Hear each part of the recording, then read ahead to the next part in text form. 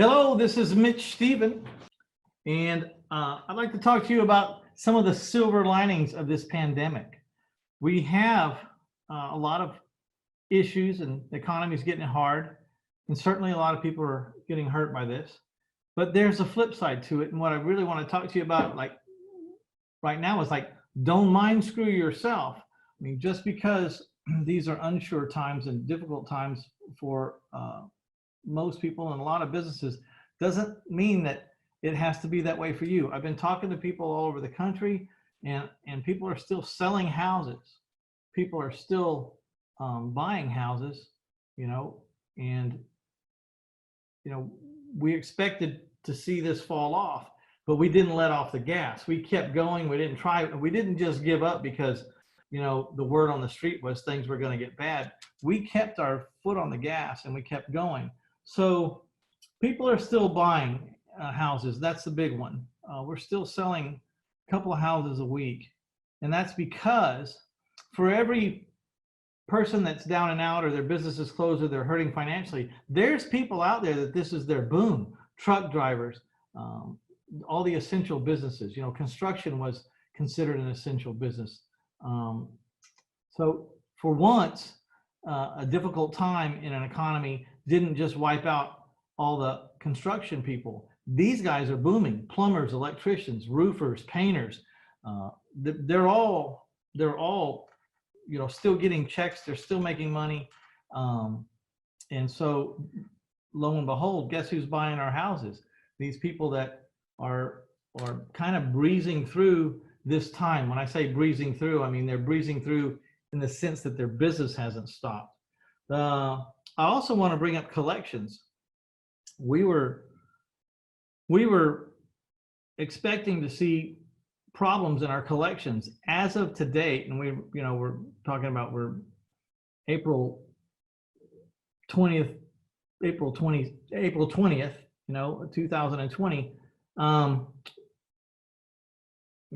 People were due on the 1st. They had a grace period till the 15th. So we wanted to wait till after the 15th to see how it's really panning out. And for the most part, people are making their payments, and this probably has a lot to do with the seller financing strategy, because these people are not just tenants, they're homeowners. They've put a substantial amount down. I average 12% down.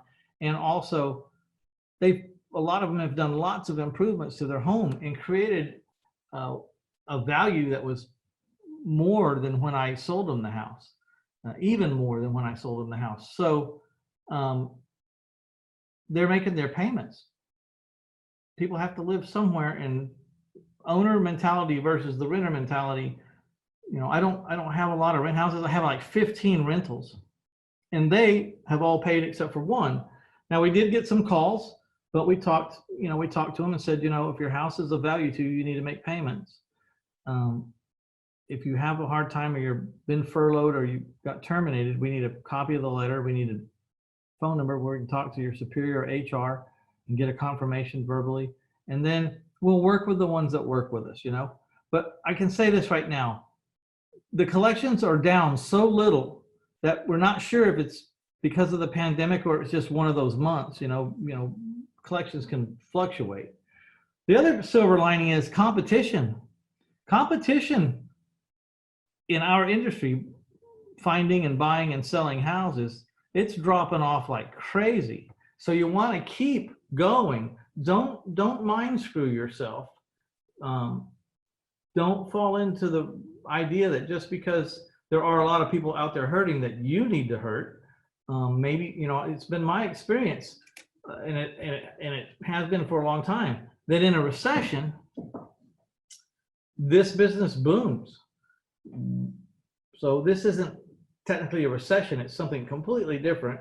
It might turn into a recession, but right now it's just a freeze. I mean, we haven't lived through anything like this in the United States, so it's completely new. It's interesting to see how it works out. But know this, a whole bunch of the competition and the part-timers, they just quit. They just walked off the job. So for those of us that are still out there, it's starting to feel a little bit more robust. I mean, we used to have to fight pretty hard for houses with all the competition. We're seeing a lot of opportunities. Now, we're hedging our bets, a little bit longer time to close, so we can also wait and see if we think we need to, but we're asking for bigger margins when we buy. You know, we want to buy at a bigger discount, and that's working out good, because there are a certain amount of doomsdayers out there. You know, for everybody who, I don't know, is taking this in stride or level-headed, there's also a pocket of doomsdayers out there. It's like, I better sell this property while the getting's good. And, you know, whether they're right or wrong, I don't know, but there's people ready to take whatever right now. They're not on every street corner, but you'll find them if you look hard enough. The other thing is land. Land will be the first thing that people will want to dump off. You know, you got their home and then they got an extra piece of land or a little recreational acre out in the country, or a piece that they were planning on doing something with someday, but it's getting so tight at home that we need to sell this piece of land and get the money so we can survive. So let's make sure that we don't overlook the land side of it. And then last but not least, funding.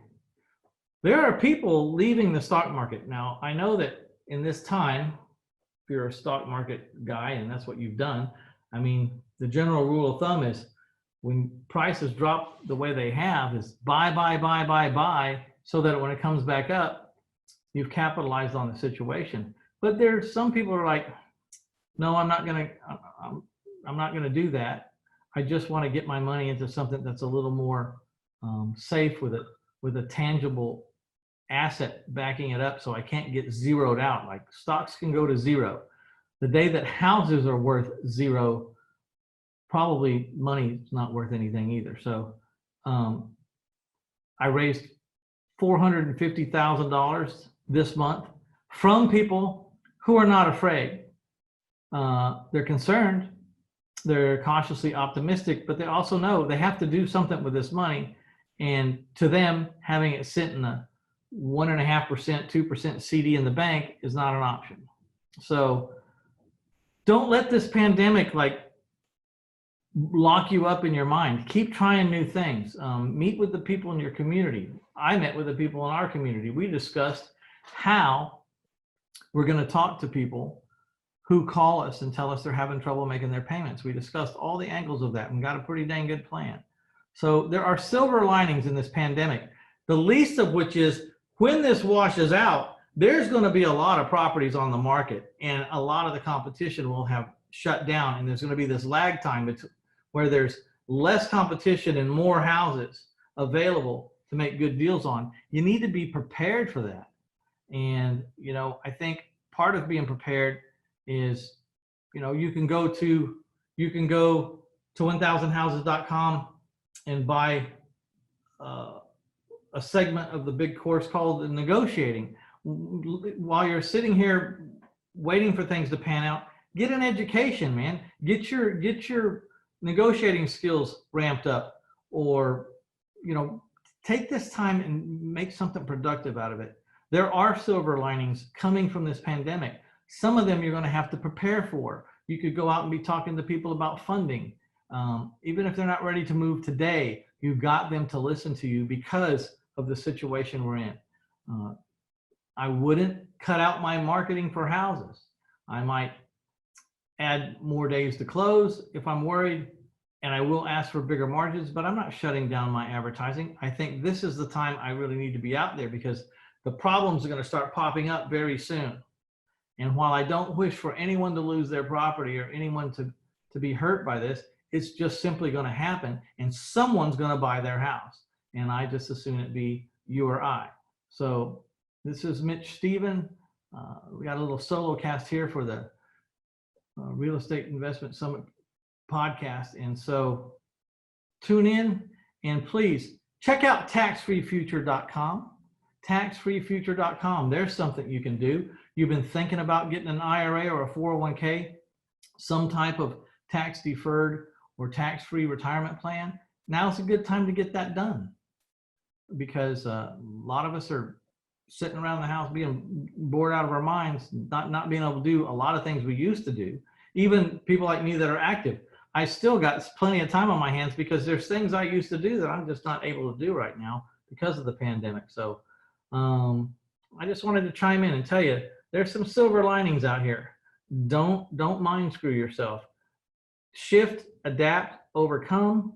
Learn how to show houses in a way that's socially responsible. Learn how to sell your houses or get contracts signed in a way that's socially responsible. And it's time to morph. Time to check out some different ways to advertise or check out. Just morph. Just keep morphing. All right, this is Mitch Stephen with the Real Estate Investor Summit podcast. Thank you very much for giving me your time.